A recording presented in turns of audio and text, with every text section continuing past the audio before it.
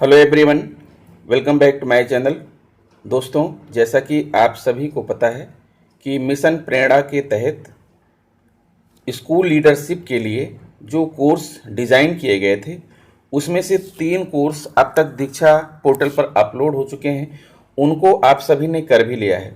दोस्तों, अब चौथा कोर्स जो है दीक्षा पोर्टल पर आ गया है। विद्यालय नेतृत्व विकास कार्यक्रम का जो चौथा कोर्स है, जिसे कहते हैं निर्देशात्मक नेतृत्व, इंस्ट्रक्शनल लीडरशिप, ये दीक्षा पोर्टल पर मौजूद है। आप दीक्षा पोर्टल पर जा करके निर्देशात्मक नेतृत्व लिख करके खोजेंगे तो आपको यह कोर्स जो है मिल जाएगा और इस कोर्स को आप कंप्लीट कर लीजिए। दोस्तों, आपके सुविधा के लिए मैं अपनी इस वीडियो में लेकर आया हूं इस कोर्स के सभी भागों के प्रश्नोत्तर। आप इन प्रश्नोत्तरों को देख लीजिए और इनके सहारे आप अपना कोर्स जल्दी से पूर्ण कर लीजिए। यह कोर्स सभी प्रधानाध्यापक एवं इंचार्ज प्रधानाध्यापक के लिए अनिवार्य है। तो आइए दोस्तों, हम शुरू करते हैं अपना यह वीडियो।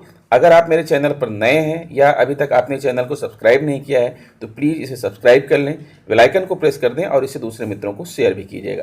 तो आइए दोस्तों, हम आपको दिखाते हैं कि इसमें क्या पूछे गए हैं। बेस लाइन आकलन में, मिड लाइन आकलन में और एंड लाइन आकलन में जो प्रश्न पूछे गए हैं वो मैं लेकर आया हूँ। तो आपके सामने पहला प्रश्न बेस लाइन आकलन का पहला क्वेश्चन आ गया है। निम्नलिखित कथनों को शिक्षण अधिगम की प्रक्रियाओं के कार्यान्वयन के संदर्भ में उनके क्रम के अनुसार व्यवस्थित कीजिए। कक्षा के अवलोकन का समय निर्धारित कीजिए। शिक्षकों को रचनात्मक फीडबैक दीजिए। सुधार के क्षेत्रों की पहचान करने के लिए कक्षा के अवलोकन के संपूर्ण आंकड़े का विश्लेषण कीजिए। कक्षा अवलोकन के प्रपत्र को भरिए।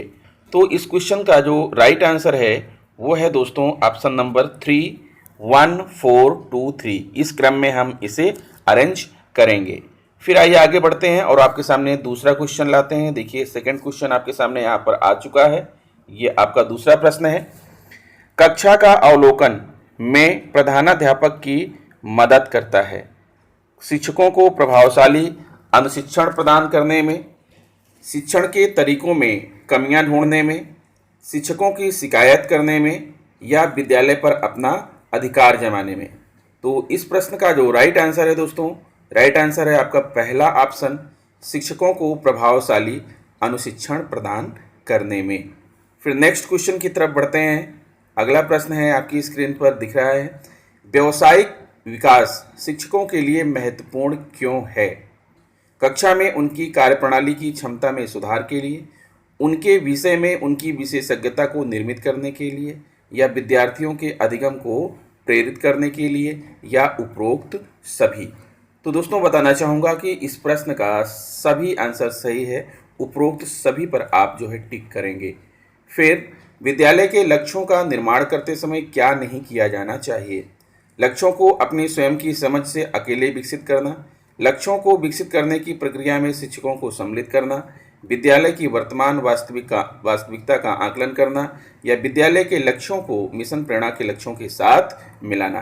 तो आइए दोस्तों, देखते हैं इस प्रश्न का राइट आंसर है पहला ऑप्शन, लक्ष्यों को अपनी स्वयं की समझ से अकेले विकसित करना, ये नहीं करना चाहिए।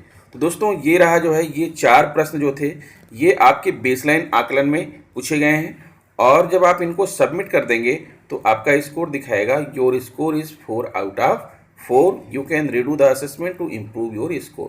तो यहाँ पर रीडू करने की आवश्यकता ही नहीं है। इसमें दोस्तों बीच में भी 2 प्रश्न पूछे गए हैं। आइए हम उन प्रश्नों को भी देख लेते हैं। ये मिड लाइन में पूछे गए प्रश्न हैं। इनमें से कौन एक निर्देशात्मक नेतृत्वकर्ता की विशेषता नहीं है? अपने शिक्षकों का प्रभावी ढंग से सहयोग करना, नामांकन विवरण को साफ और व्यवस्थित रखना, या विषय वस्तु और शिक्षा शास्त्र को बेहतर ज्ञान होना। तो इस क्वेश्चन का राइट आंसर है दोस्तों, नामांकन विवरण को साफ और व्यवस्थित रखना, ये शामिल नहीं है। ये आपका राइट आंसर है। फिर अगला प्रश्न आएगा, श्री सलीम ने अपने शिक्षकों के साथ विद्यालय की प्राथमिकताओं पर चर्चा करने और कर्मचारियों से सूचना प्राप्त करने के लिए पाक्षिक बैठक की। वह सरकारी अधिकारियों से मिलने और कागजी कार्रवाई पूरी करने में समय बिताते हैं। वह विद्यालय के व्यवस्थित फर्नीचर की जानकारी रखने वाली पंजिका बनाते हैं। इनमें से सलीम के द्वारा किया गया कौन सा कार्य निर्देशात्मक नेतृत्व की विशेषता के तौर पर जाना जा सकता है? तो इस प्रश्न का जो राइट आंसर है दोस्तों, आप देख पा रहे हैं यहाँ पर राइट आंसर है इसका, स्कूल की प्राथमिकताओं पर चर्चा करने के लिए कर्मचारियों के साथ सहभागिता, और ये आपका राइट आंसर हो जाएगा। और इस तरह से 2 प्रश्न हैं तो 2 आउट ऑफ 2 यानी यहाँ पर आपको कुल 6 मार्क्स प्राप्त हो गए। फिर आगे बढ़ते हैं और फिर ये आपका एंड लाइन आकलन के प्रश्न है। एंड लाइन आकलन में वही प्रश्न है जो आपका शुरू में था। विद्यालय के लक्ष्यों का निर्माण करते समय क्या नहीं किया जाना चाहिए? लक्ष्यों को अपनी स्वयं की समझ से अकेले विकसित करना, लक्ष्यों को विकसित करने की प्रक्रिया में शिक्षकों को सम्मिलित करना, विद्यालय की वर्तमान वास्तविकता का आकलन करना, या विद्यालय के लक्ष्यों को मिशन प्रेरणा के लक्ष्यों के साथ मिलाना। तो यहाँ पर राइट आंसर है लक्ष्यों को अपनी स्वयं की समझ से अकेले विकसित करना, ये नहीं करना चाहिए।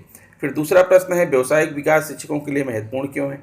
कक्षा में उनकी कार्यप्रणाली की क्षमता में सुधार के लिए, उनके विषय में उनकी विशेषज्ञता को निर्मित करने के लिए, विद्यार्थियों के अधिगम को प्रेरित करने के लिए, या उपरोक्त सभी?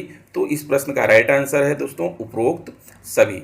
फिर आगे बढ़ते हैं, कक्षा का अवलोकन में प्रधानाध्यापक की मदद करता है शिक्षकों को प्रभावशाली अनुशिक्षण प्रदान करने में, शिक्षण के तरीकों में कमियां ढूंढने में, या शिक्षकों की शिकायतें करने में, या विद्यालय पर अपना अधिकार जमाने में। तो इस प्रश्न का राइट आंसर होगा पहला ऑप्शन, शिक्षकों को प्रभावशाली अनुशिक्षण प्रदान करने में। फिर अगला प्रश्न, चौथा प्रश्न है, निम्नलिखित कथनों को शिक्षण अधिगम की प्रक्रियाओं के कार्यान्वयन के संदर्भ में उनके क्रम के अनुसार व्यवस्थित कीजिए।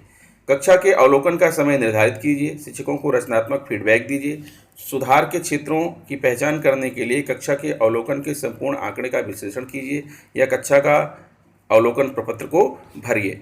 तो इसका जो सही क्रम है दोस्तों वो है आपका ऑप्शन नंबर 3, 1 4 2 3। पहले पहला सेंटेंस आएगा, फिर चौथा, फिर दूसरा, फिर उसके बाद तीसरा। इस तरह से आपने एंडलाइन आकलन की ये 4 प्रश्न कर लिए और आपका स्कोर प्राप्त हुआ 4 आउट ऑफ 4।